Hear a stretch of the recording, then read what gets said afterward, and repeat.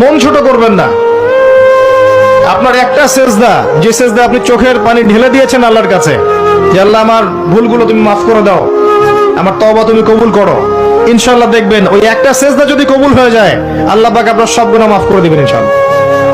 আরেকটা বড় অস্ত্র বলে দিচ্ছি, নামাজের সেজদায় যখন আপনার মাথা আপনার সবচেয়ে উঁচু জায়গাটা সবচেয়ে নিচু জায়গায় লাগিয়েছেন, আল্লাহর সামনে নত করেছেন, এই সেজদায় তাসবিহ পাঠ করেন সুবহান রাব্বিয়াল আ'লা, অথবা সুবহানাকা আল্লাহুম্মা রাব্বানা ওয়া বিহামদিকা আল্লাহুম্মা ইগফিরলি, অথবা সুবহান কুদ্দুসুন রাব্বুল মালায়েকাতি ওয়ার রূহ পাঠ করেন। করার পর দোয়া করেন।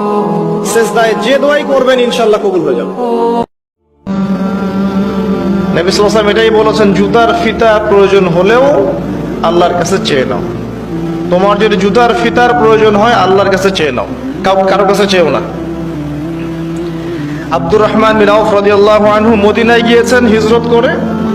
অন্য একজন সাহাবী বলছেন, আমার দুইটা বাড়ি আছে, একটা নিয়ে নেন, দুইটা জমি আছে, একটা নিয়ে নেন। আব্দুর রহমান বিন আউফ তিনি বলছেন, আরিনি আইনা সুক, আমাকে দেখিয়ে দাও যে বাজার কোথায়। অল্প কিছু খেজুর কিনলেন, আল্লাহর প্রতি তাওয়াক্কুল করে গায়রতের পরিচয় দিলেন, ব্যক্তিত্বের পরিচয় দিলেন, দিয়ে তিনি চলে গেলেন বাজারে। বাজারে গিয়ে ব্যবসা শুরু করলেন। মাত্র 7 বছরের ব্যবধানে তিনি মদিনার শ্রেষ্ঠ ধনীদের একজন হয়েছেন। আল্লাহর হয়ে যান।